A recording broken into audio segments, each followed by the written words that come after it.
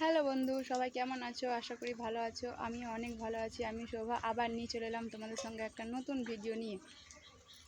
তো রোজ আমি তোমাদের সঙ্গে ফেসবুক ব্যাপারে কিছু ছোট ছোট টিপস দিয়ে থাকি।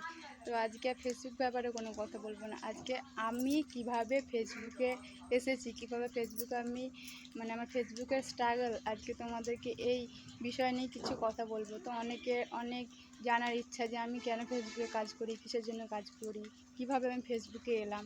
তো আজকে তোমাদের প্রশ্নের উত্তর দিতে চলে এলাম। তো দেখো, আমি না আগে শখের বিষয়ে ভিডিও করতাম, সেটা মিউজিক লাগিয়ে। অনেকে মিউজিক লাগিয়ে ভিডিও করে না, ওরকমভাবে মানে প্রফেশনভাবে করতাম না, শখের বিষয় করতাম। তারপরে একদিন জানতে পারলাম যে নাকি ফেসবুকে ইনকাম করা হয়, সেটা আবার ভিডিওর মাধ্যমে। তারপরে ভাবলাম যে সবাই ফেসবুকে তো আমিও ভিডিও করছি, যদি ভিডিও ছেড়ে যদি ইনকাম করা হয়, আমার যেই ফালতু ফালতু যেই টাইমটা আমার চলে যাচ্ছে, সেই টাইমটা যদি আমি কাজে লাগিয়ে ফেসবুক থেকে যদি ইনকাম করতে পারি, সেটা বাড়িতে বসে, তাহলে তো কোনো সমস্যা নাই। তো আমি কাজে লেগে গেলাম সবার মতোই। তো আমি সেরকমভাবে ফেসবুকে কিছু জানতাম না, কোনটা করলে কি হবে না হবে এরকম আমি কিছু জানতাম না। সবই আমি ইউটিউব দেখে দেখে করেছি। এবং আমার সঙ্গে আমার হাজব্যান্ড ছিল এবং আমার ফ্যামিলির লোক, তারা আমাকে খুব সাপোর্ট করে, এখনও খুবই সাপোর্ট করে। আর সবথেকে বড় বিষয় হলো আমার আমার হাজব্যান্ড আমার পাশে আছে, আর সব সময় থাকবে আমি আশা করি, কারণ সেটা হলো বিশ্বাস, ভালোবাসার টান।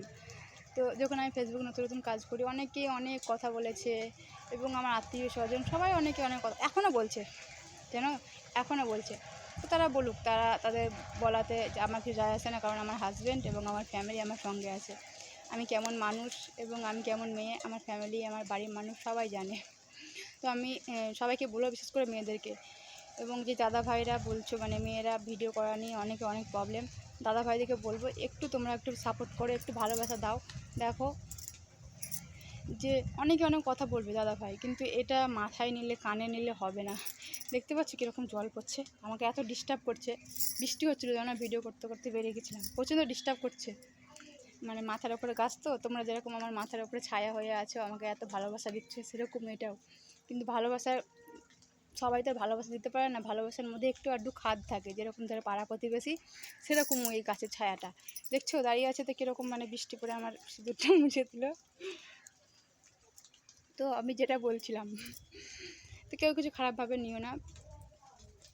আমি হয়তো সবার মতো গুছিয়ে কথা বলতে পারি না, এত ভালোভাবে কন্টেন্ট বানাতে পারি না, তবে হ্যাঁ, আমি নিজের মতো করে চলবার চেষ্টা করি এবং আমি যেটুকু বুঝি সেটুকু তোমাদের সঙ্গে শেয়ার করার চেষ্টা করি। সবাইকে বলবো, কারোর কাছে জানবার কোনো দরকার নাই। যেটুকু তোমার যদি কোনো সমস্যা হয়, তুমি ইউটিউবে সার্চ করবে, ঠিক পেয়ে যাবে। আমি বলছি, আমি এরকমভাবে কাজ করি, যেটা প্রবলেম হয় আমি ইউটিউবে সার্চ করি, এই ইউটিউব থেকে দেখি আমি সব করি।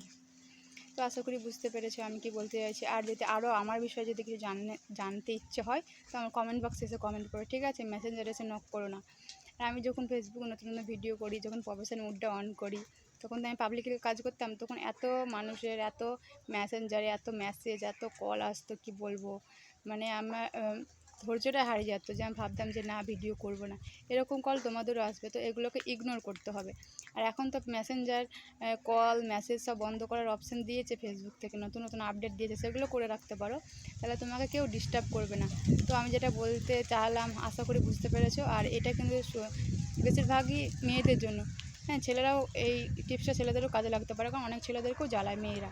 কারণ শুধু যে মেয়েরা খারাপ, তা ছেলেরা খারাপ এটা না, কিছু কিছু মেয়েও আছে খারাপ। দেখছো কীরকম ডিস্টার্ব করছে। তো আশা করি বুঝতে পারো। তো টাটা, বাই বাই।